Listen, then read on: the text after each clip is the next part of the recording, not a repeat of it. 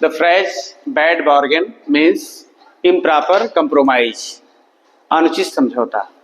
The phrase between Scylla and Charybdis means between two difficulties, इधर कुआं उधर खाई। Understand?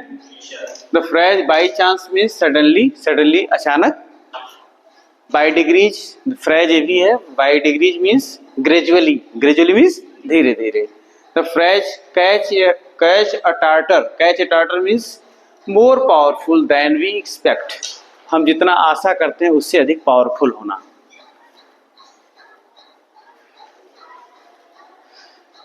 When India attacked Pakistan,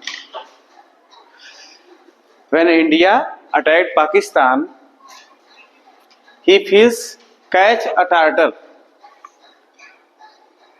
वो भारत को जो है आशा से अधिक बलवान पाया। वो सोचा कि बहुत बलवान नहीं है, लेकिन जब उसने अटैक किया तो he feels that catch a tartar. Catch a tartar means more powerful than we expect. Heading डाल दीजिए रिजल्ट। रिजल्ट मीन्स परिणाम। देखिए पहले क्लास में सो, हाँ यस,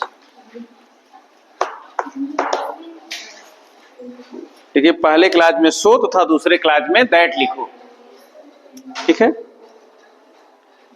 हो गया। यदि एक सेंटेंस में प्रॉपर लिखते जाइए। अच्छा,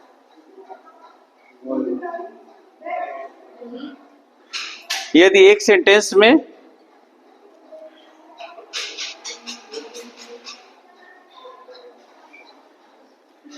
वेरी या क्वाइट, यदि एक सेंटेंस में वेरी VERY या, हाँ तो पहले लिखिए तो, यदि एक सेंटेंस में वेरी या क्वाइट QUITE रहेगा, क्वाइट। अंडरस्टैंड? क्वाइट मीन्स बिल्कुल। यदि एक सेंटेंस में वेरी या क्वाइट हो तथा दूसरे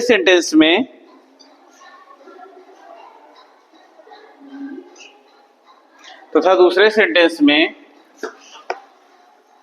नॉट, नोबडी, नन,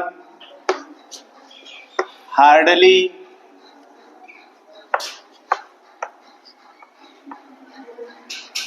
स्कार्सली,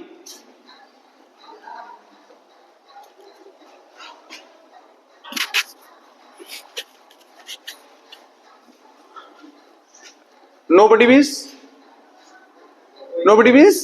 कोई नहीं, नन मीन्स हार्डली मीन्स नहीं, मुश्किल से, बहुत मुश्किल से, ना के बराबर। हार्डली मीन्स मुश्किल से या ना के बराबर। आप इसको लिख लीजिए। स्कार्सली मीन्स भी क्या होता है? मुश्किल से या ना के बराबर। It means that not, nobody, none, hardly, scarcely, these express negative meaning. ये निगेटिव मीनिंग देते हैं। कौन सी मीनिंग देते हैं? निगेटिव मीनिंग देते हैं। यदि दूसरे सेंटेंस में यदि दिया हो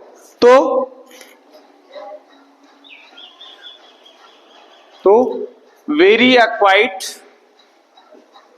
तो वेरी या क्वाइट के स्थान पर सो लिखो। तो वेरी या क्वाइट के स्थान पर सो लिखो।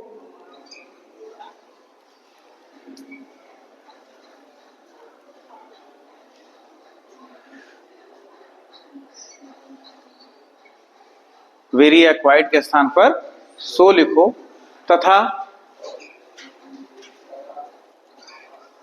दूसरे सेंटेंस के शुरू में दैट लिखो। तथा दूसरे सेंटेंस के शुरू में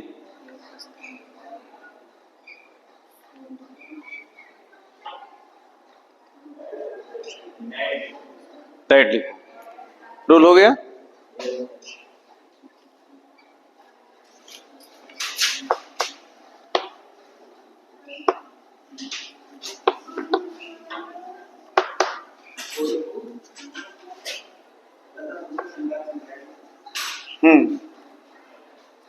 तो दूसरे सेंटेंस की शुरुआत में क्या लिख देना है?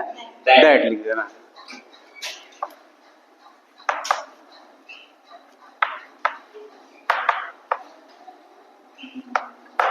Understand? He was poor that he could not buy the food. Yes, he was so poor. Okay, कहीं कहीं आप देखेंगे वेरी भी रह सकता है, क्वाइट भी हो सकता है, कहीं कहीं सीरियसली भी हो सकता है। तो घबराना नहीं है, अगर सीरियसली हो गया मतलब बहुत गंभीर रूप से। क्यों? अगर सीरियसली है तो उसमें भी आप सो लगा देंगे। अंडरस्टैंड? दैट के बाद ही कुड नॉट। कोई अगर इसको बताए हमें सिंपल सेंटेंस में क्या हो सकता है, कोई बता सकता है? बता दीजिए एक बार। हाँ, फिर से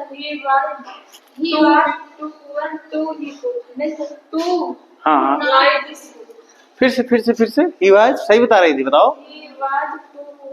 हाँ हाँ, अब बीच में मत बोलिए, एक लोग बता रहे हैं उनको बता ले, आप फिर बताइएगा। हाँ, फिर से ही वाज बस। यहाँ देखिए इतना खत्म हो जाएगा, सीधी सी बात है। आप लिखेंगे, देखिए वेरी की जगह TOO लिखेंगे, वेरी की जगह क्या लिखोगे? और ही कुड नॉट समाप्त, ही कुड नॉट की जगह क्या लिखोगे? TO, और इसको उतार लेंगे। अंडरस्टैंड? ये सिंपल सेंटेंस हो गया। क्या हो गया? Simple sentence. और ये आप जो बना रहे हो कौन सा सेंटेंस है? कॉम्प्लेक्स सेंटेंस है। यानी ये यदि किसी सेंटेंस, दो प्रकार तीन प्रकार सेंटेंस है, यदि किसी सेंटेंस में वेरी दिया हो, क्वाइट दिया हो, QUIT हो, या सीरियसली दिया हो, सीरियसली माने गंभीर रूप से हो, और दूसरा सेंटेंस में क्या है, इस तरीके से हो, तो ऐसा है, उसमें हम करते क्या है? दूसरा सेंटेंस में कुड नॉट दिया हो, कैन नॉट दिया हो, ठीक है, वो भी निगेटिव मीनिंग रख रहा हो, तो ऐसे सेंटेंस को जब हम कॉम्प्लेक्स सेंटेंस बनाते हैं तो क्या करेंगे? हम वेरी या क्वाइट या सीरियसली की जगह सो लिखेंगे, और दूसरे सेंटेंस के शुरुआत में ही दैट लगा देंगे। अंडरस्टैंड? दैट लगा के सब उतार लेंगे। और जब इसको सिंपल सेंटेंस बनाना होता है तो वेरी या क्वाइट की जगह TOO लिख दो। अंडरस्टैंड? और सेकंड सेंटेंस में ही कुड नॉट या ही कैन नॉट जो भी है इसको समाप्त करोगे, इसके स्थान पे केवल TO लिख देना। अंडरस्टैंड? बस। जैसे कहेंगे ही वाज, सिंपल सेंटेंस बनाना होगा तो he was too poor to, हाँ, he was too poor to buy this book, इस तरीके से है। दूसरा सेंटेंस नोट करिए, he was quite tired, he was quite tired, he was quite tired, tired में थका था। he could scarcely stand, scarcely means क्या होता है? मुश्किल से, निगेटिव मीनिंग देता है ना, मुश्किल से निगेटिव मीनिंग देता है। इसका भी मतलब क्या होता है? मुश्किल से। Okay, he was quite tired, क्या हो जाएगा इसका? बताइए। He was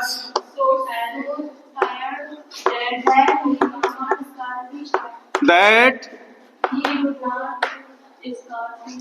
he could not, अच्छा कुड नहीं है, इसे नॉट नहीं है इसमें, he could scarcely, अंडरस्टैंड?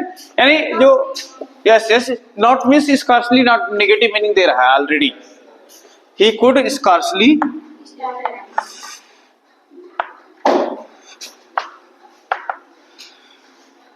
देखिए नेगेटिव मीनिंग कुड स्कार्सली है, स्कार्सली का मतलब यहाँ नॉट समझना। अगर इसको सिंपल सेंटेंस बनाना है तो क्या बना सकते हो आप लोग सिंपल सेंटेंस में?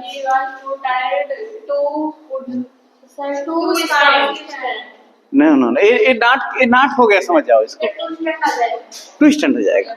यहाँ नॉट नहीं दिया है लेकिन नेगेटिव मीनिंग दे रहा है, तो आप समझ जाइए स्कार्सली, और क्या बोलते हैं उसको, हार्डली, नन, नोबडी, सब समाप्त हो जाएगा। केवल आपको वर्ब लिखना है, वर्ब पे ध्यान देना है। इसमें देखो ये वर्ब है, वर्ब को ध्यान देना, यानी आप TO लिखोगे तो सीधे वर्ब को लिखना और कुछ नहीं देखना है। अंडरस्टैंड?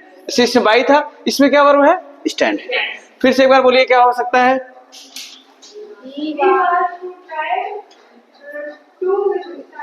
To stand. एकदम अपने आप को प्रैक्टिस कर लो, क्या है ना, इस तरह से अभ्यास हो जाएगा। ये सिंपल सेंटेंस में जाएगा, ये कंपाउंड सेंटेंस हो गया। चलिए एक ट्रायल मैं दे रहा हूं आपको करने के लिए, sentence, one sentence trial. Ram is very fat, Ram is very fat, full stop. Yes, Ram is very fat. थोड़ा सा तेजी से आप लिखिए, तब आप काम करेंगे अच्छे से। Full stop, he can not run. Complex sentence आप बना रहे हैं आजकल।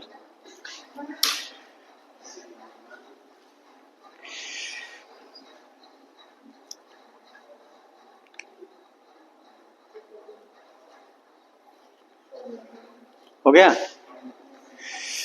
क्या हो गया बताइए?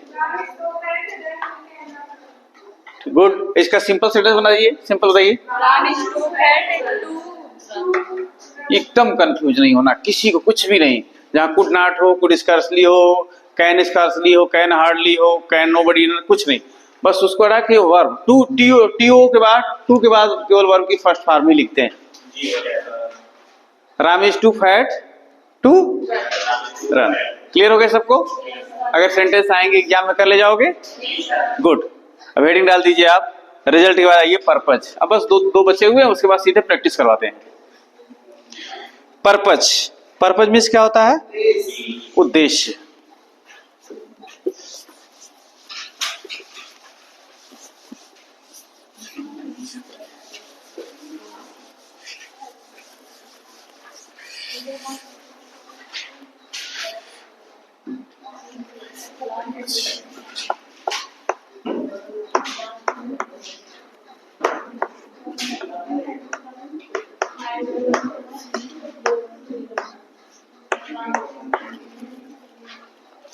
हाँ, नोट करिए। इसमें क्या क्या आता है? So that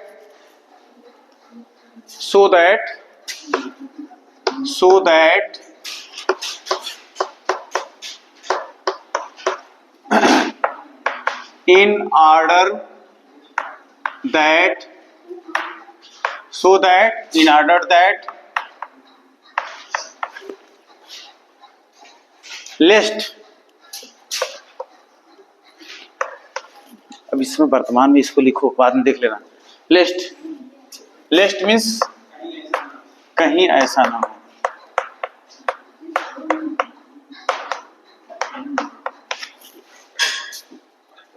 so that, in order that, lest उद्देश्य है। मैं इसलिए खेलता हूं अपने को स्वस्थ रखने के लिए, उद्देश्य है आपका। यही बात है ना? मैं इसलिए खेलता हूं कि मुझे मेरा रणजी ट्रॉफी में सिलेक्शन हो जाए क्रिकेट टीम में। This is your purpose. मैं पढ़ता हूं क्योंकि मैं डॉक्टर बनना चाहता हूं, ये मेरा उद्देश्य है।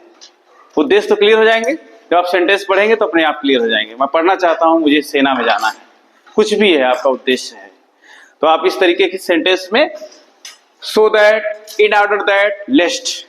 अब देखिए सो दैट जो होता है, याद रखिएगा आप, सो दैट, इन ऑर्डर दैट,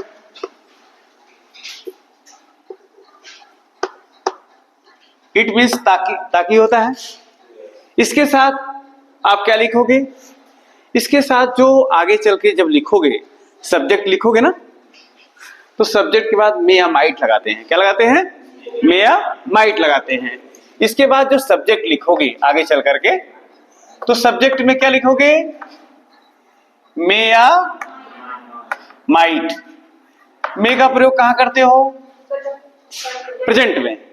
और माइट का प्रयोग कहां करते हैं? पास्ट में करते हैं। और इसके साथ वर्ब की कौन सी फॉर्म लगती है? फर्स्ट फॉर्म लगती है ना। ये चीजें हैं, आप ध्यान रखिएगा। सो दैट, इन ऑर्डर दैट एक साथ है।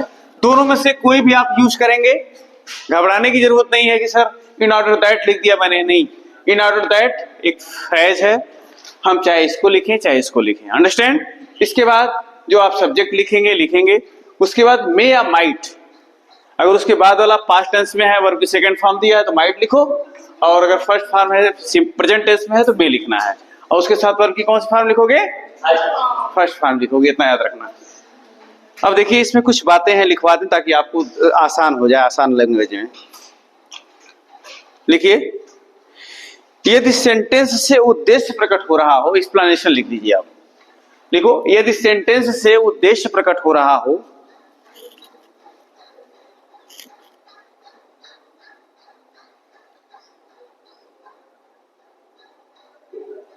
यदि सेंटेंस से उद्देश्य प्रकट हो रहा हो और सेंटेंस में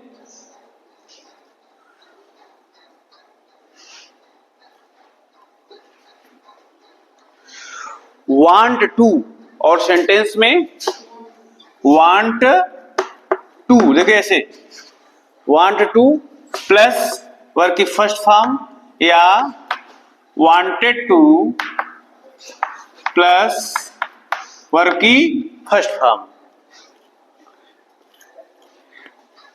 वांट टू प्लस वर्ब की फर्स्ट फॉर्म या वांटेड टू प्लस वर्ब की फर्स्ट फॉर्म प्रकट हो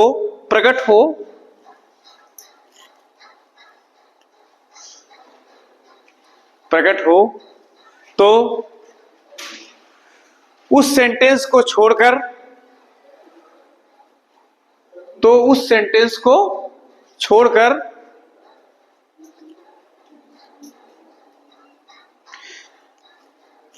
पहले वाले सेंटेंस को लिखो। तो उस सेंटेंस को छोड़कर पहले वाले सेंटेंस को लिखो।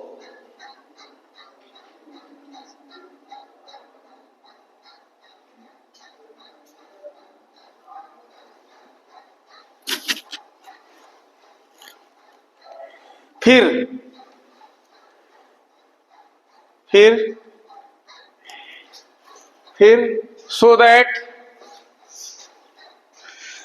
सो दैट या इन ऑर्डर दैट लिखो।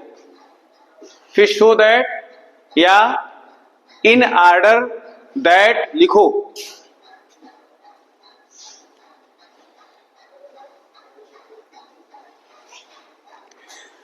उसके बाद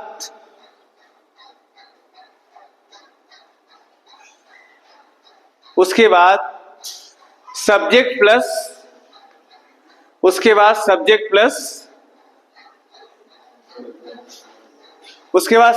प्लस मे या माइट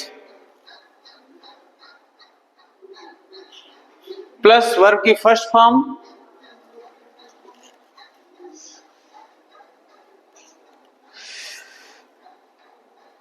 लिखो।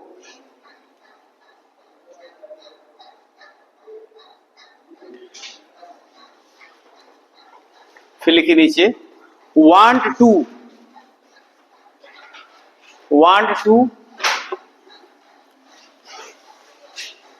केवल वांट टू लिखिए, वांट टू या वांटेड टू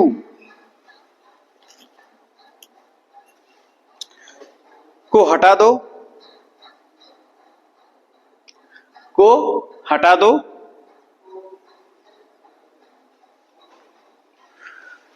फुल स्टॉप।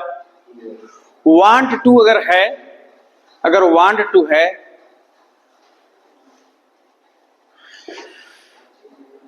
तो मे, वांट टू है तो मे,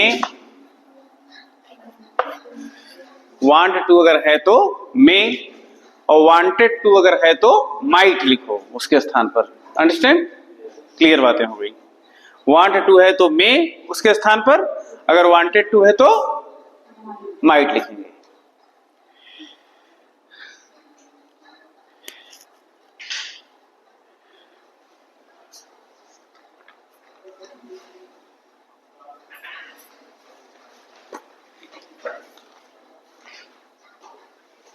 Clear? Please read this rule. Read this rule. Read कर लो इसको, इस रूल को रीड कर लो प्रैक्टिस करने के लिए। इसी रूल को रीड कर लो।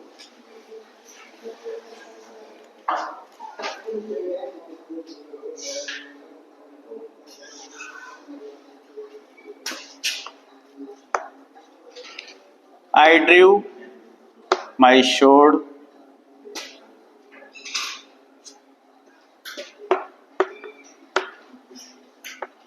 I wanted to defend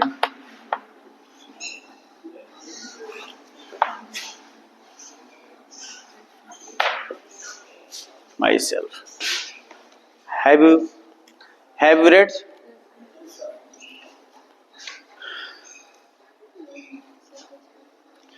Sentence is clear. This sentence express purpose. Understand? Dear students, read this sentence and clear your meaning in Hindi. I drew my sword. मैंने अपनी तलवार को खींचा. मैंने अपनी तलवार को खींचा. I wanted to defend. Defend माने रक्षा करना. Myself का मतलब खुद की. मैं अपनी रक्षा खुद करना चाहता था. Understand? आपको इसको बनाना है. No no no no no, आप देखिए, ध्यान दीजिएगा. सेंटेंस आपको ध्यान से, आप सेंटेंस को आपने पढ़ा ही नहीं, और उसको पढ़ो. हाँ, रूल को मैंने इसलिए कहा था, पढ़ लीजिए आप पहले.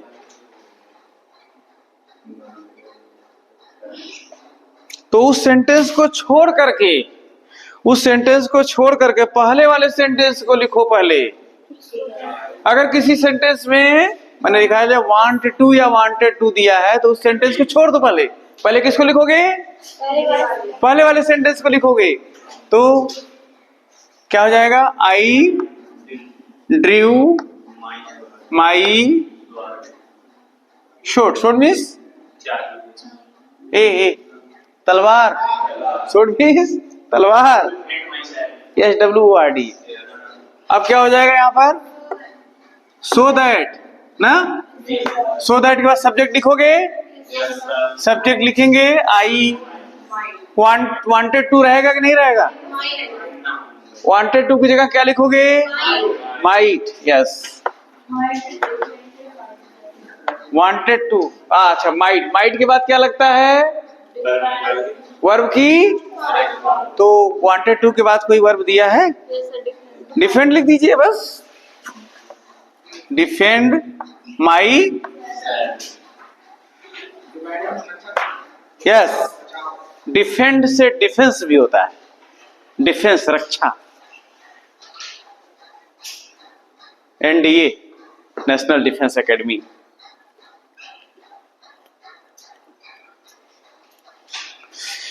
Second sentence. Yes,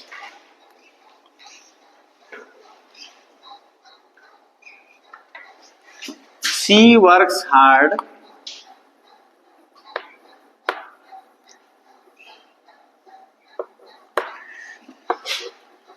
she wants to secure first position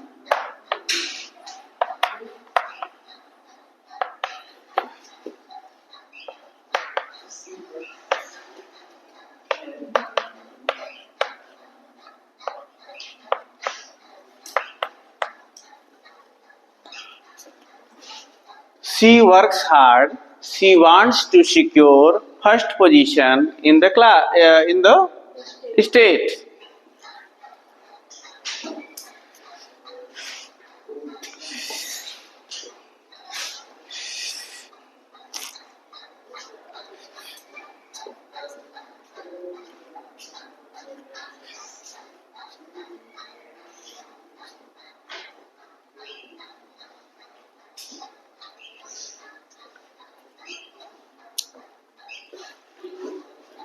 यदि किसी सेंटेंस में, यदि कोई भी सेंटेंस उद्देश्य प्रकट कर रहा है, जैसे वह कठिन परिश्रम करती है, वह राज्य में प्रथम स्थान पाना चाहती है.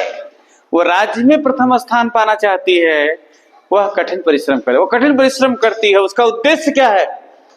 राज्य में प्रथम स्थान पाना. अब इसको जो है आपको बनाना है.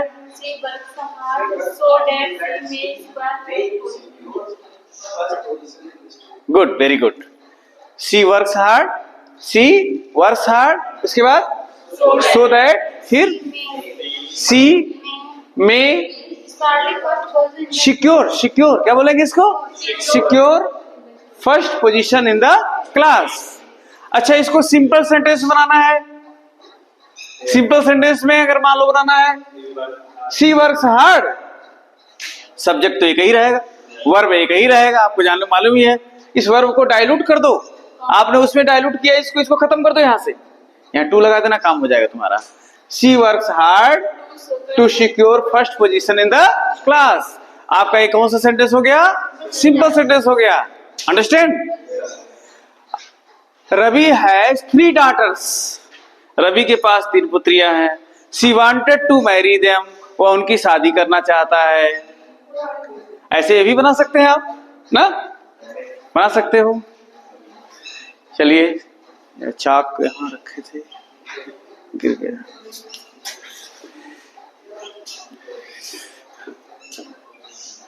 ये क्लियर हो गया? कोई दिक्कत नहीं किसी को? एक सेंटेंस और लिख लीजिए।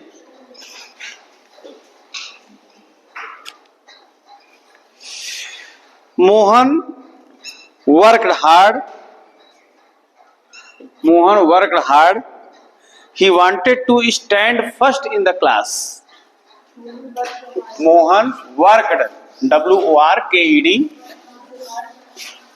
Full stop. He wanted to stand first in the class. Mohan worked hard. He wanted to stand first in the class.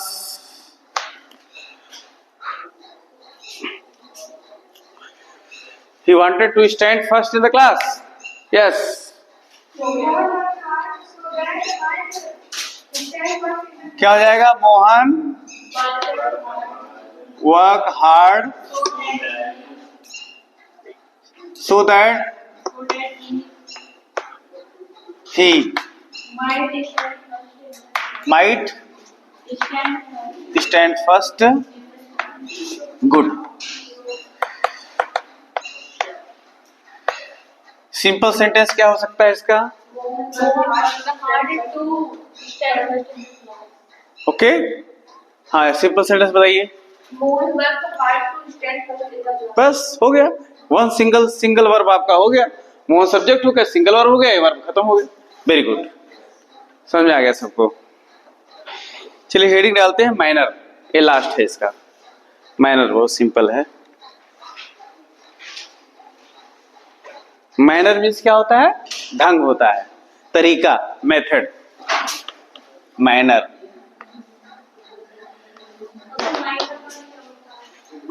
किसी MIN हुआ। माइनर मीन्स मामूली होता है, छोटा होता है। ठीक है, माइनर कहते हो, अभी माइनर है। लिख लीजिए। इसमें क्या होता है? एज, सो फार एज। इसमें लगता है एज, सो फार एज। एज, सो फार एज। कुछ रूल लिख लीजिए इसके। लिखिए, यदि सेंटेंस में, हेडिंग डाल लीजिए,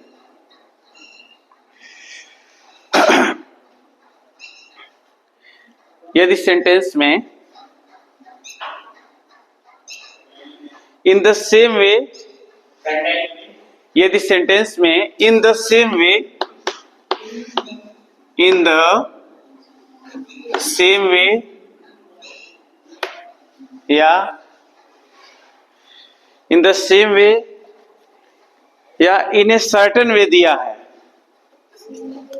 इन a certain way, in the same way या in the certain way. In the same way का मतलब उसी तरीके से, इन द सर्टेन वे का मतलब नहीं, उसी ढंग से, निश्चित रूप से दिया है।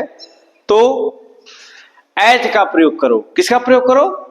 एज या सो फार एज, दोनों में से कोई भी लिख सकते हैं आप। ठीक है, एज या सो फार एज। यस, तो एज या सो फार एज का प्रयोग करो।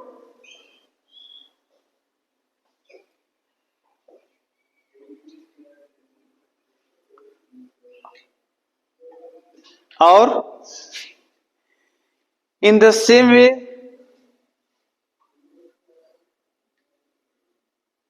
या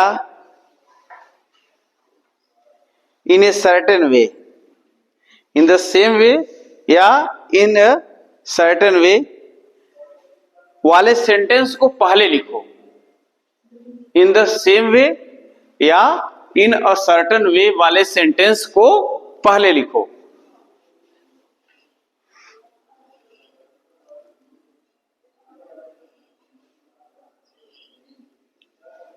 ठीक है, यानी हम पहले सेंटेंस क्या लिखेंगे, इन द सेम वे या इन ए सर्टेन वाला जो सेंटेंस होगा उसको पहले लिखेंगे, उसके बाद हम एज का प्रयोग करेंगे। अंडरस्टैंड? इसे एक सेंटेंस लिखिए, ही rights it, he rights it. जब आप सेंटेंस बनाएंगे, हाँ, ही rights it full stop, do right full stop लिख के, do write it in the same way, he rights it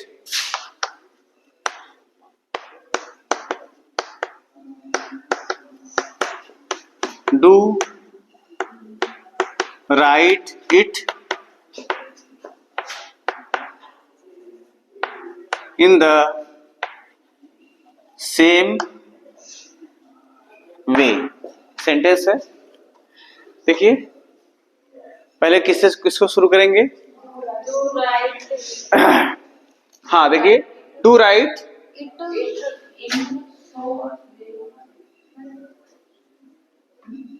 चलिए ठीक, हाँ इन है, अच्छा चलिए कोई बात नहीं। तो इसको हम बनाएंगे कैसे, नहीं इसमें इट था, यहां पर इट छूट गया है, इट लिख दीजिए और उसके बाद इन द सेम वे तो है ही, ठीक है। सेंटेंस में ही राइट्स इट, वह जो है लिखता है, वैसे लिखता है, वैसे लिखता है। डू राइट इट, वैसे ही लिखो, do write it in the same वे, उसी ढंग से लिखो, उसी ढंग से लिखो, यानी जैसे वो लिखता है वैसे तुम भी लिखो, जिस प्रकार से वो लिखता है वैसे ही लिखो। Sir, do write it in the same way as he must say it. आप ऐसे लिखते कि जब एज आप लगा दीजिएगा ना, तो जो इन द सेम वे है, इन सर्टेन वे, उसको हटा देते हैं। हाँ ये देखिए, यहाँ पर एक लाइन उसमें जोड़ लीजिए, एक लाइन उसमें जोड़ लीजिए, इन द सेम वे या इन ए सर्टेन वे को हटा देते हैं। इसको क्या कर देंगे, इसको हटा देते हैं, एक लाइन उसमें जोड़ लीजिए, इन द सेम वे, वहीं लिख लीजिए इन द सेम वे या इन ए सर्टेन वे को हटा देते हैं। उसकी जरूरत नहीं पड़ेगी, जब आप एज लिख दोगे तो हो जाएगा। देखिए जैसे मैं कहता हूं वैसे करो, मैनर है, तरीका की बात है। तो क्या लिखोगे आप, do it, do write it,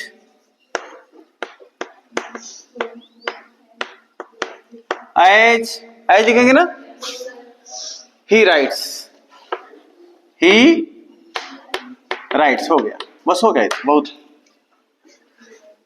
वैसा ही लिखो जैसा वह लिखता है, यहाँ इट लिखने की कोई जरूरत नहीं है, जगह हो गया पर्याप्त। अभी आप सेंटेंस जब करेंगे, सेंटेंस इस तरीके से बहुत सारे आपको एग्जांपल्स मिलेंगे।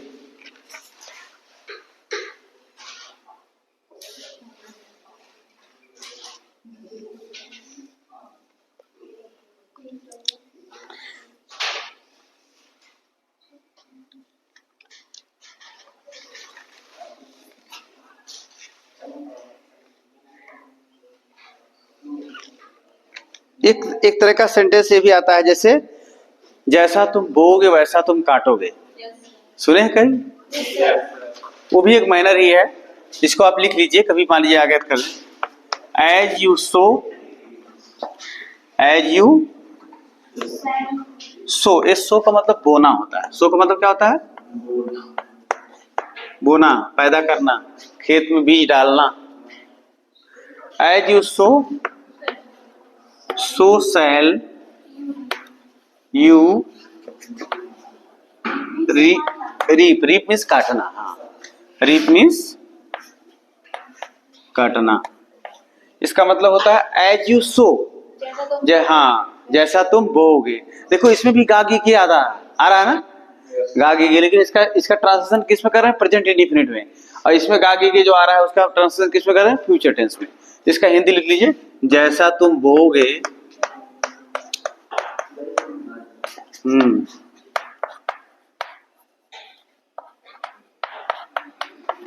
जैसा तुम बोओगे वैसा तुम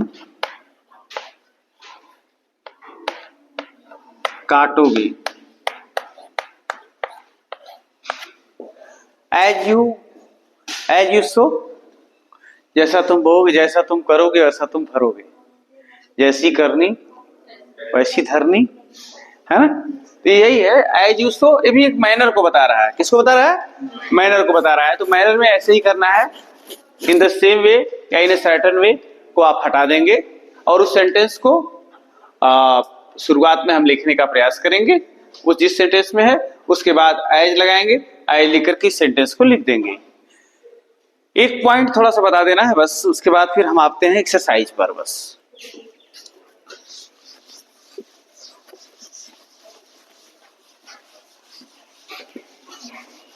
हाँ, इसमें अच्छा उद्देश्य वाले में एक पॉइंट छूट गया, लेस्ट वाला उसमें छूट गया था। उसमें जगह है उद्देश्य वाले में, लेस्ट छूट गया था। लेस्ट का मैं बता दूं बस।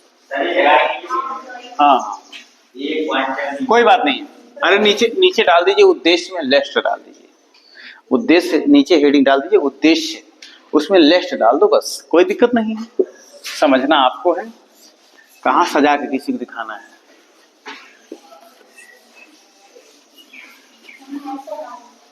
हाँ अरे भाई इसका आता है सेंटेंस, पर्पज वाला है ना, और उसमें हेडिंग डाल दीजिए, नीचे डालिए, कोई दिक्कत नहीं है, नीचे डाल दीजिए पर्पज उद्देश्य, और उसमें डाल दीजिए लेस्ट। लेस्ट मीन्स क्या होता है, कहीं ऐसा न हो।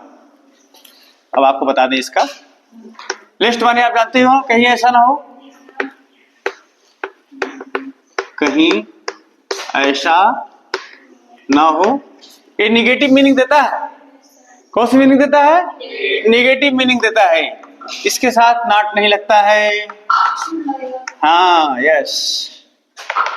इसके साथ क्या लगता है, इसके साथ शुड लगता है। ओके, संभल के चलो, कहीं ऐसा ना हो कि गिर जाओ। ऐसा होता है ना, ऐसे हो, वॉक केयरफुली, यू में हॉल डाउन। देखिए ऐसे सेंटेंस मिलेंगे आपको, संभल के चलो, यू में फॉल डाउन, तुम गिर सकते हो नीचे।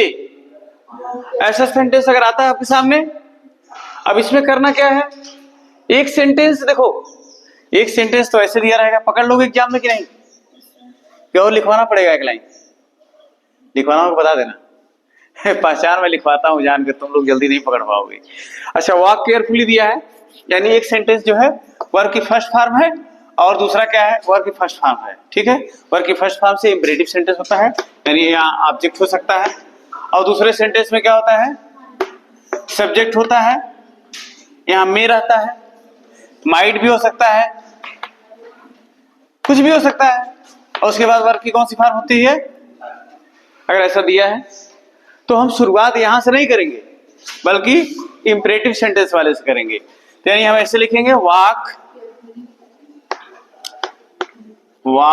केयरफुली, उसके बाद क्या लगाएंगे, यही लिस्ट लिखेंगे, वॉक केयरफुली लेस्ट यू। यहां में की जगह क्या हो जाएगा, शुड हो जाएगा, शुड फॉल डाउन। ठीक, वर्क हार्ड,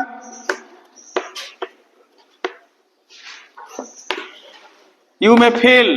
चलो बताइए फट से, yes anybody, work hard you may fail, work hard lest you should, yes.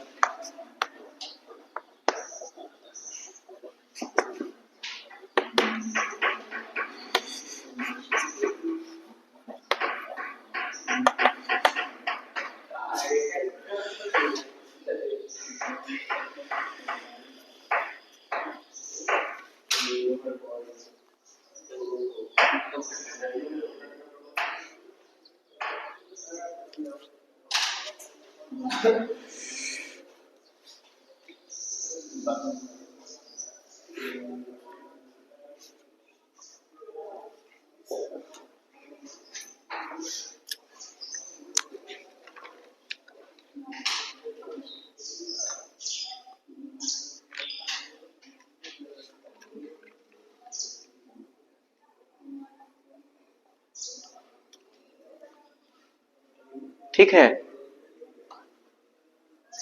देखिए इसमें है क्या, ध्यान दीजिएगा। अब आप सोचेंगे कंडीशनल, इफ यू सोचेंगे ऐसे बना दें, इफ यू वॉक केयरफुली। अगर आप अपने मन से अगर ध्यान नहीं बनाएंगे, सोचेंगे इफ यू वॉक केयरफुली, तुम सावधानी से चलते हो तो तुम गिर जाओगे, गलत हो जाएगा। अगर इफ लगाओगे तो गलत हो जाएगा। सीधी बात, एक कंडीशनल सेंटेंस एक प्रकार से कंडीशन को बता रहा है, समझिए, एक पर्पज जिसका उद्देश्य भी है, तो आप इसको इस तरीके से आप यूज कर सकते हैं। इफ का प्रयोग करके ना करना है, बल्कि लेस्ट का प्रयोग करना है। अंडरस्टैंड? तो एक से एक भाग में जो है मे या माइट दिया रहेगा। क्या दिया रहेगा? मे या माइट। और दूसरा सेंटेंस इस तरीके से रहेगा। इसको नोट किए कि नहीं नोट किए? और यहाँ बीच में क्या लिखोगे? यहाँ बीच में भी लिख दो लेस्ट। क्या लिखोगे? नहीं लेस्ट। हम इसको सही कर दें, रुक जाओ। अब इसको सही कर देते हैं, रुक जाओ, इसको सही कर दें। ये तो तरीके हैं। देखो, अगर इस तरीके से दिया है, वर्ब की first form plus object, understand, full stop, ऐसा है। तो जब आप इसको बनाओगे तो वर्ब की first form plus object, understand, plus यहां क्या लिखोगे? लेस्ट। उसके बाद क्या लिखोगे? उसके बाद नो शुड। उसके बाद क्या लिखोगे? शुड प्लस वर्ब की फुल स्टॉप। आपने इसको जोड़ दिया है, ये क्या बन गया? कॉम्प्लेक्स सेंटेंस बन गया। क्या बन गया?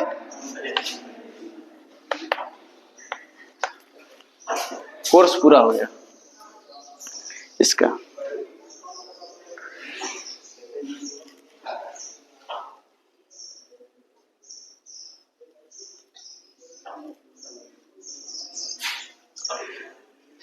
जितना अधिक तुम खाओगे उतना अधिक तुम मोटे होगे। इस तरीके से जितना अधिक तुम पढ़ोगे उतना अधिक विद्वान बनोगे। जितना अधिक तुम खेलोगे उतने अच्छे एक्सपर्ट बनोगे। नहीं लग रहा है? देखिए, मोटा होना कोई बहुत बड़ी बात नहीं है। आप स्वस्थ रहिए, इंटरनली आपको कमजोरी ना महसूस हो, बस। कोई जरूरी नहीं कि मोटा होना। हाँ, कमजोरी नहीं होती है ना, तब बस वही चाहिए। ज्यादा मोटा होना बहुत बड़ी बात नहीं है। अरे बहुत बड़ा पेट निकल जाएगा तो भी बेकार है। सही है, हल्का शरीर सबसे अच्छा है।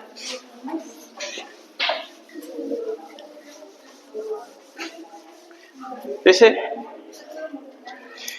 हम कहेंगे, देखिए, अगर इस तरीके से आपकी बातें आ जाए, कुछ चीज जान लीजिए। जैसे द मोर, एक कहीं कहीं देखिए इस तरह का सेंटेंस आपको मिलेगा। द मोर इधर मिलेगा, द मोर उधर मिलेगा। अब ध्यान देना, आपको द मोर मोर से बनाना है। जितना अधिक, इसको बोलते हैं जितना अधिक। द मोर का मतलब क्या होता है? जितना अधिक। अब जितना अधिक में आप क्या कहना चाहते हैं? इतना अधिक, जितना अधिक तुम खाओगे उतना अधिक तुम मोटा बनोगे, जो भी आप चाहते हो। ठीक, जैसा sentence, the more you eat, the more you eat, इसका मतलब क्या है? जितना अधिक, हाँ, जितना अधिक, जितना अधिक तुम, हाँ भी उधर बताएंगे, जितना अधिक तुम खाओगे। यस, द मोर का कमाल है, द मोर यू ईट, जितना अधिक तुम खाओगे उतना अधिक, हाँ, you will be fat. Be माने होना, बी माने उतना अधिक तुम मोटे हो जाओगे।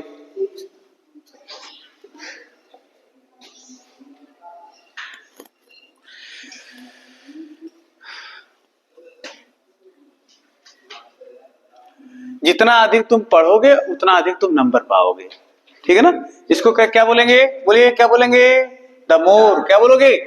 अगर कभी तुम्हारे दिमाग में किसी को समझाना है, यार जितना तुम करोगे, जितना अधिक तुम करोगे उतना अधिक, जितना अधिक उतना अधिक, कभी कभी तुम्हें दिमाग में बात आती है ना, आती है नहीं आती? जितना अधिक तुम करोगे उतना अधिक होगा, ये बात दिमाग में आती है कभी कभी। तो जितना अधिक का उतना अधिक का हम ट्रांसलेशन आपको बता दे रहे हैं, द मोर, इधर द मोर करो उधर द मोर कर दो। जितना अधिक तुम एक काम करोगे उतना अधिक उधर होगा। तो इसमें घबराने की कोई जरूरत नहीं है। हाँ बिल्कुल नोट कर लो, द मोर इधर है द मोर उधर है, घबराना नहीं है। अंडरस्टैंड? सेंटेंस में दिया रहेगा, आप कर लेना इसको। The more you study, the more you study, हो गया। जितना अधिक तुम अध्ययन करोगे, द मोर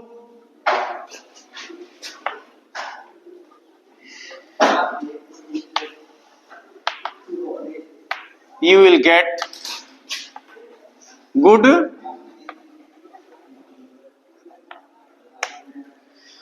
ठीक है, पढ़ाई करोगे उतने अच्छे नंबर। हो गया। तो जितना अधिक उतना अधिक का अनुवाद जानते हो क्या होता है? क्या करना है आपको? क्या लगा देना है? मोर बैठा देना है दोनों साइड में, द मोर इधर और द मोर उधर कर देना है, ठीक है। हाँ, इस तरीके से इसमें कोई मतलब बहुत परेशान होने की जरूरत नहीं है इसमें। द मोर वाला क्वेश्चन टेस्ट देखें।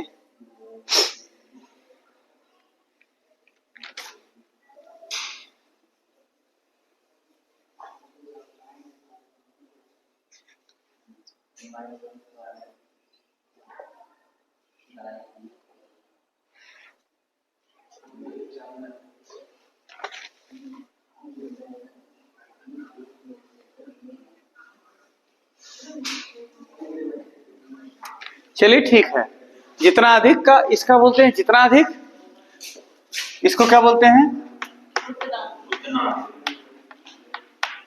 हम कभी पूछेंगे तुम लोगों को बना बना के, उतना अधिक तुम मोटे होगे, हो गया हो जाओगे।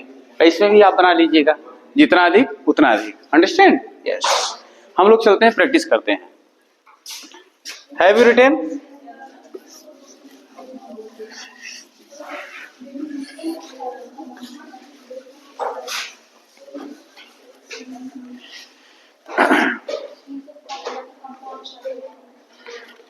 यस। इसको आप बोलिए sentence practice set. Practice set कौन सा हो गया? 49। हाँ, जितना हो सकेगा उतना करा देंगे, कोई बात नहीं है। बोल दीजिए, जितना होगा करवाएंगे, दूसरे दिन हो जाएगा। कॉम्प्लेक्स सेंटेंस सुन लीजिए, कॉम्प्लेक्स सेंटेंस का प्रैक्टिस कर लीजिए, और एक दिन और इस पर प्रैक्टिस करवा देंगे, एक दिन और बस। और उस दिन 5-6 सेंटेंस आपको यही करने के लिए दे देंगे, तो क्लियर हो जाएगा। सब मिला के दे देंगे, अंडरस्टैंड? जैसे noun class, adjective class, adverb class, तीनों को मिला के देंगे। थोड़ा सा आप घर पे रिवाइज कर लीजिएगा, ठीक। और कंपाउंड सेंटेंस 2 दिन का कोर्स है। कितने दिन का है? 2 दिन का कोर्स है। उसमें 4 ही रूल हैं, आपको बता देंगे, कंप्लीट हो जाएगा। अंडरस्टैंड? और उसके बाद जो है इधर क्या बोलते हैं, बहुत सिंपल चैप्टर्स हैं। आइए बोलिए। वी गो टू स्कूल, लिख दें कॉम्प्लेक्स सेंटेंस।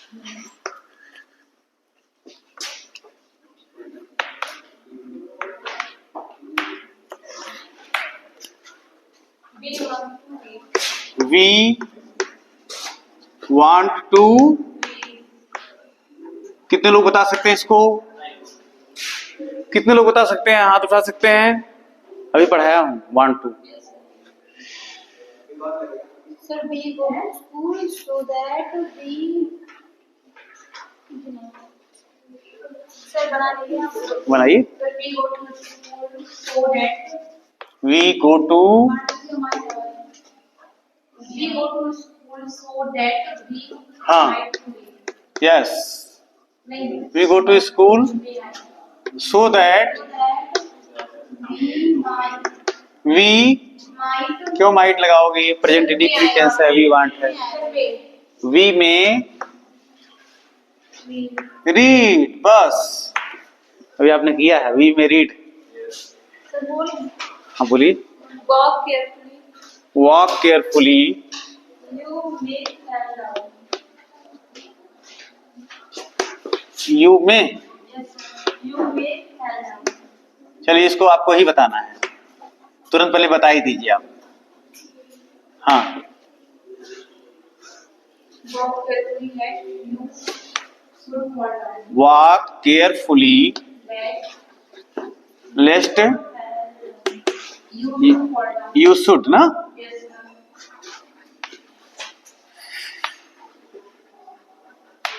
ठीक है, और सेंटेंस 3-4 ठे बोल दीजिएगा आप, उसका नोट कर लीजिएगा।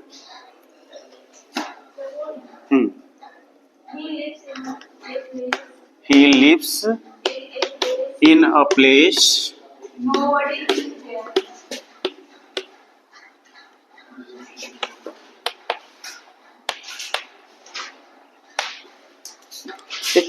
चौक, चौक नहीं, एक लोग चाक लेते हैं, ये हुई मैंने एक चाक लेते जा रहा है। ये बगल वाले क्लास में होगा तो यहीं से ले लीजिएगा, अगर होगा तो काम चला लेते हैं। इसमें दिखाई दे रहा है।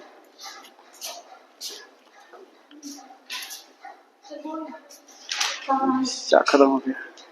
चलिए हाँ बोलिए, तब तक बोलिए। हाँ हाँ बोलिए। ही लिव्स हो गया। He is poor. He is poor, He is not he dishonest. is not।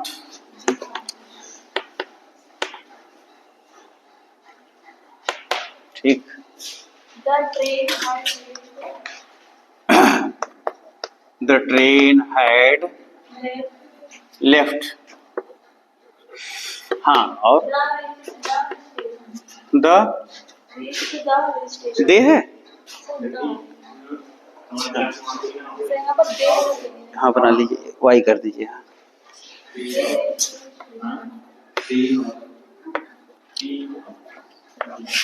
अभी आरट वाले पढ़ने नहीं आए। छोड़ो, हम बुलाने किसी को नहीं जाएंगे, जिसको आना होगा आएगा। उन लोगों को मैं कल भी कह रहा था, कहना हमको इंग्लिश नहीं आती है। प्रदीप, तुम्हारे क्लास के हैं लोग, बोल दिया करो। बोले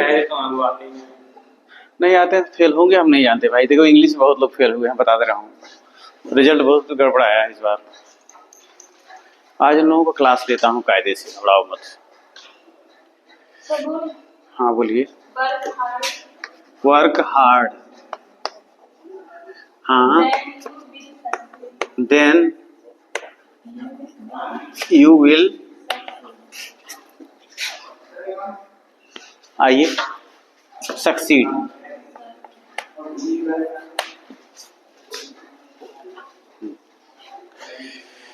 ठीक है, सेंटेंस जो है नोट कर लीजिए।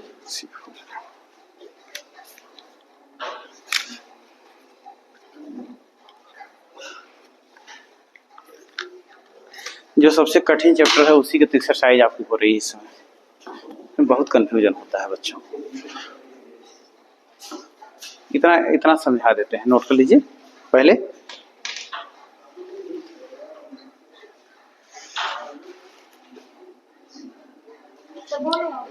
ये नोट कर, ऊपर वाला मिटा देके तब नोट कर देते हैं।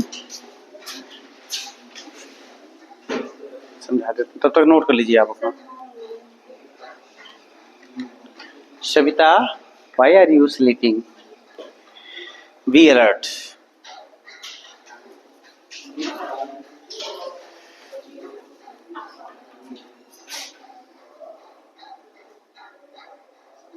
कोई बहुत अच्छा बनाया, क्लोरोफॉर्म।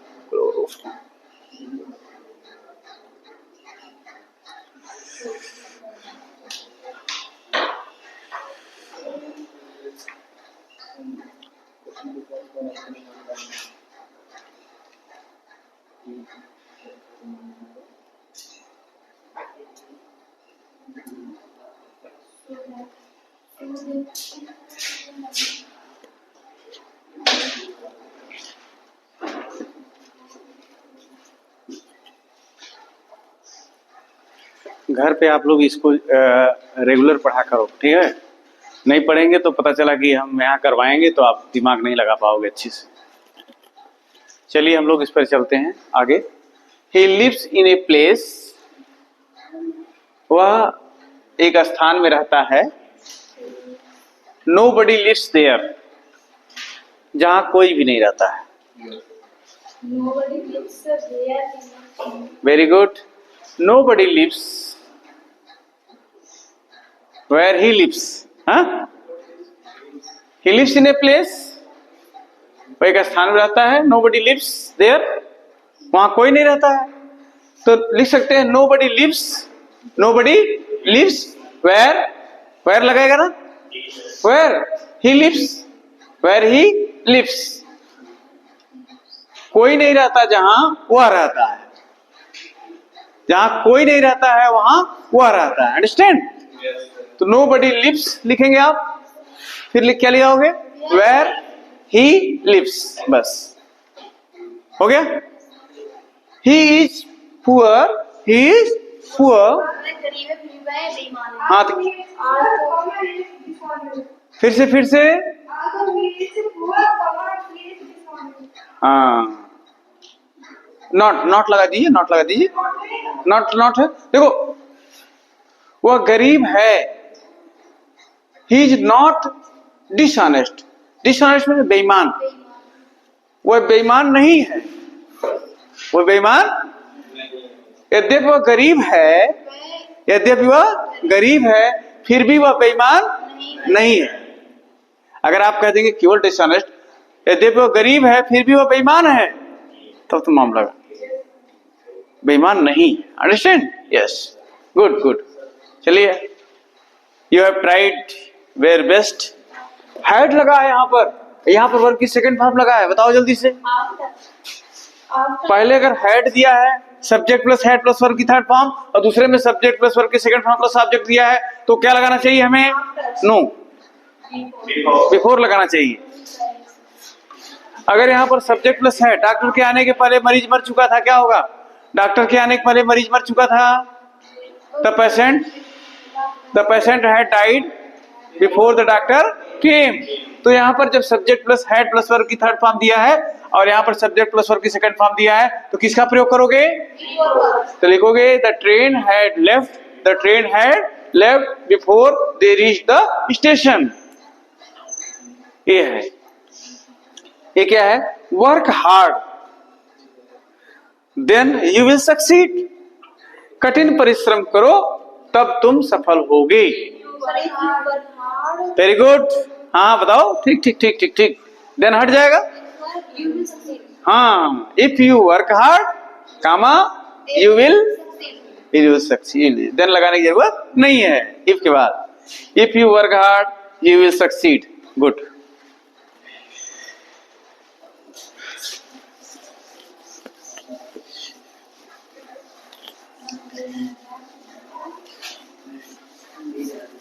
जैसे इंग्लिश क्लास में अगर वो दोनों बच्ची, दोनों लड़के या लड़कियां हैं, कौन है भाई, कौन है उसमें 12th में?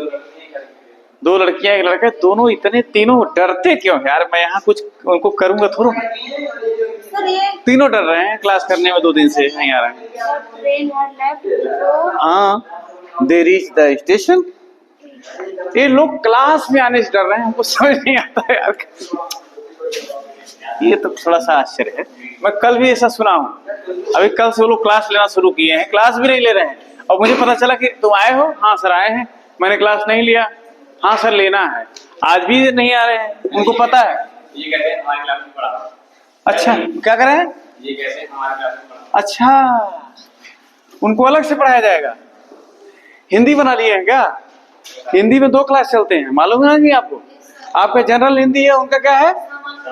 नहीं, आपका उनकी साहित्यिक हिंदी है। तो हिंदी में 2 क्लास चल सकते हैं, इंग्लिश में 2 क्लास कहाँ चलेगा? हाँ, 1 क्लास सुनिए, जुलाई से 1 हफ्ते में 3 क्लास एक्स्ट्रा लेने वाले हैं, तो उसका हम टाइम टेबल में मेंशन करवाएंगे। 3 क्लास एक्स्ट्रा लेंगे एक्सरसाइज के लिए, 3 क्लास एक्स्ट्रा लेंगे। तो 3-4 क्लास हफ्ते में लेंगे, तो उसके लिए मेंशन करवा देंगे। कह दीजिए कि ऐसे नहीं होगा, आप ट्यूशन क्लास नहीं पढ़ रहे हो। चलो जब तक होगा। आइए देखिए, सेंटेंस बोलिए, चलने दो। Sentence please. हाँ, स्पीक द सेंटेंस। आप फटाफट बोल दिए 5-8 लोग। He is a lazy boy. He is a lazy boy. और The other boys the other boys in the class in the class are not are equally lazy. Not equally lazy. हाँ, और बोलिए। The tea is very hot. The tea Is very hot. The tea is very hot. I cannot drink it.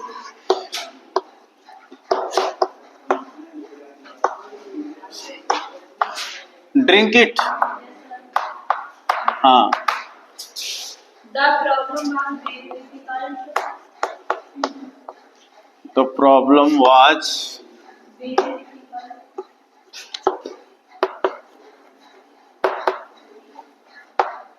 हाँ, Nobody could find nobody आ गया यहाँ पर।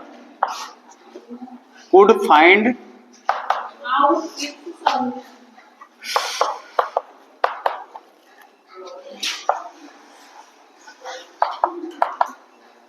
हाँ, I reached the station.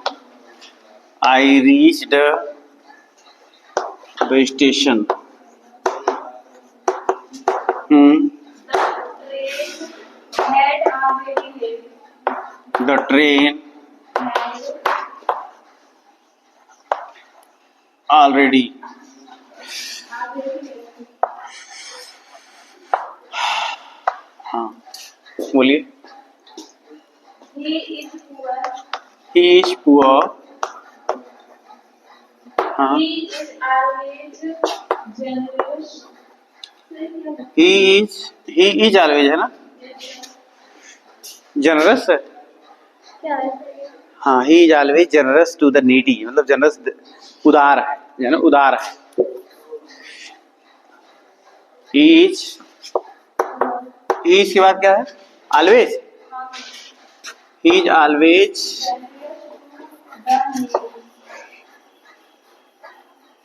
Generous to the needy. देखिए, needy का मतलब जरूरतमंद होता है। क्या होता है? जरूरतमंद, जिसको बहुत जरूरत हो। हाँ, और He writes he it. Rights. It हाँ, do write it in the same way. आ गया डू राइट वाला। Yes, sir. Do write it in the same way.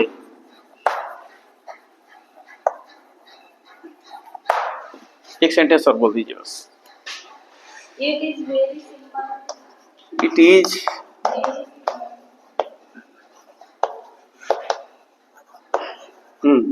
A child can understand it. A child can understand it.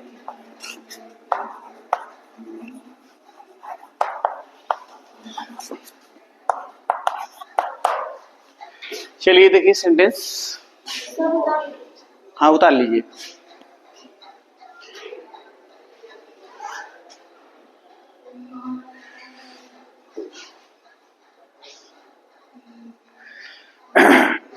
Comparison. First sentence denotes comparison.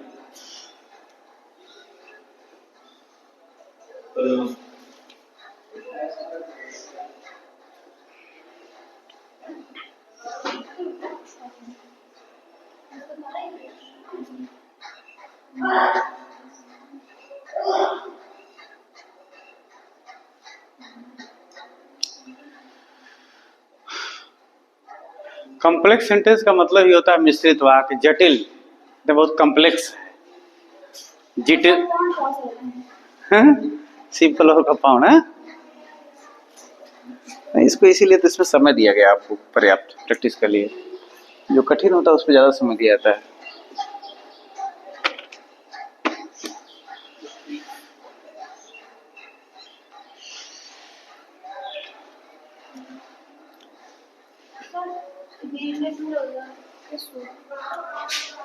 Simple बनाएगा तो 16 लगेगा। 100 लगेगा, complex में 100 लगेगा। हाँ complex ही चल रहा है, सिंपल में 2 लगेगा।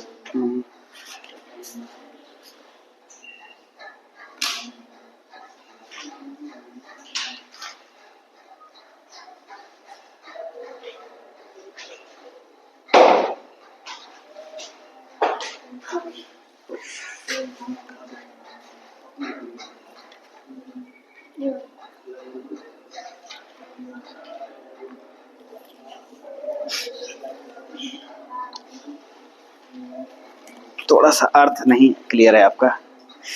जब इक्वली लेजी होता है, इक्वली होता है तब एज एज लगता है, लेकिन इसमें इक्वल की बात नहीं किया है। देखिए ध्यान दीजिएगा,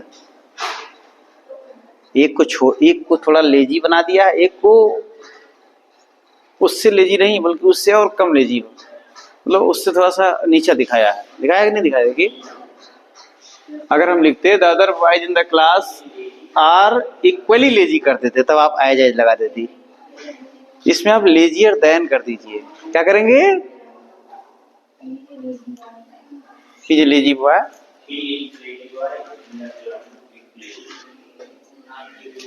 lazy boy, the other boys in the class are not।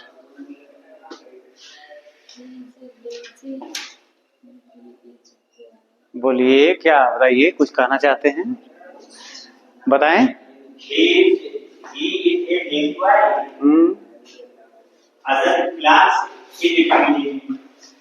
As लगा रहे हैं क्या? फिर कुछ बोलो।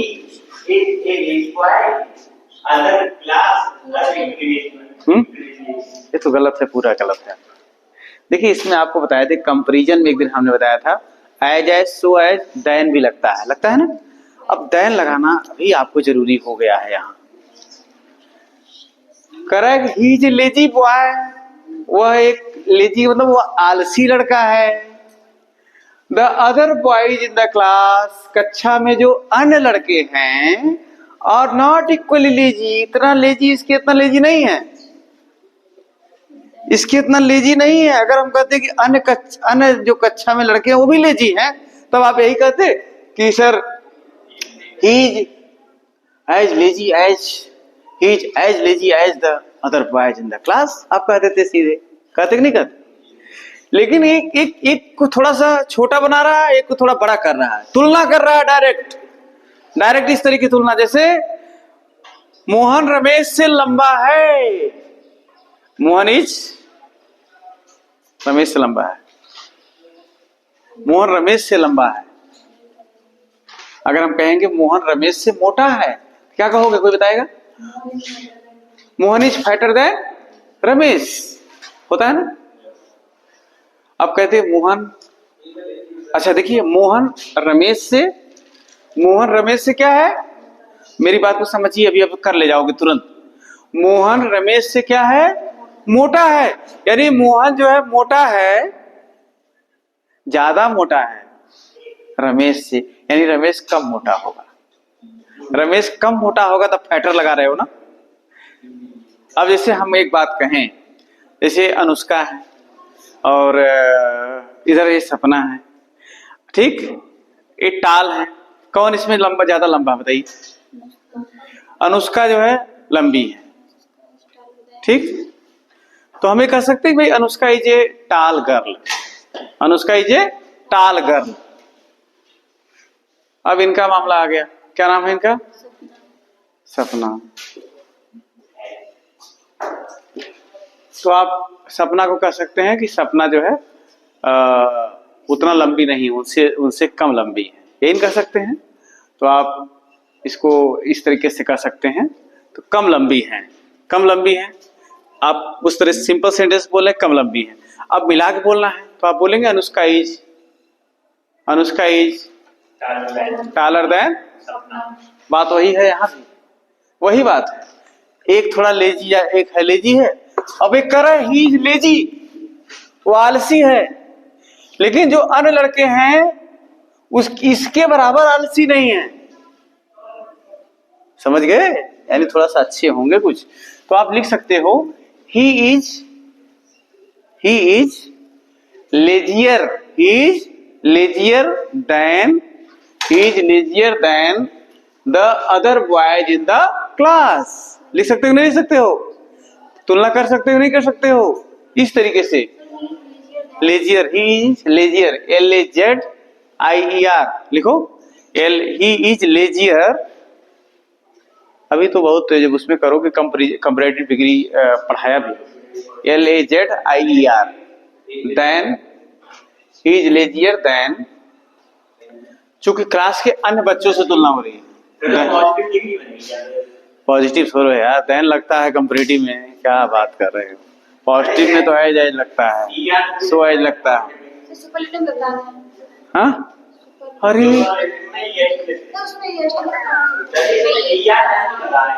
हाँ, कंपैरेटिव में सुनो, कंपैरेटिव में ER लगता है, सुन लो। अगर वो जो है क्या बोलते हैं, मोनोसिलेबिक है, अगर जो है 1 सिलेबल से ज्यादा होता है तो वहां पर मोर प्लस पॉजिटिव डिग्री का लगता है एडजेक्टिव, अंडरस्टैंड। अगर सिंगल है, जैसे टाल है तो टालर हो गया, ब्यूटीफुल है तो ब्यूटीफुलर नहीं होगा बल्कि मोर ब्यूटीफुल हो जाएगा। ब्यूटीफुल उसमें 2 सिलेबल आ रहा है, इसलिए मोर ब्यूटीफुल हो गया। Hard working more hard working हो जाएगा। लॉन्ग है तो लॉन्गर, लॉन्ग है तो यानी या तो उसमें ER लगेगा प्लस देन लगेगा, या तो more plus positive degree plus than लगेगा, यही होता है कंपैरेटिव में, अंडरस्टैंड। और सुपरलेटिव में क्या होता है, द लगता है प्लस EST लग जाता है, द लगता है और क्या लगता है, EST। या मोस्ट लगता है, या तो द लगेगा, the plus most plus positive degree, the most beautiful, the most hard working, the most brilliant भी होता है, अंडरस्टैंड। ये चीज याद रखो दिमाग में। तो क्या हो जाएगा, he is lazier than the other boys in the class. Okay, तुलना कर दिया एक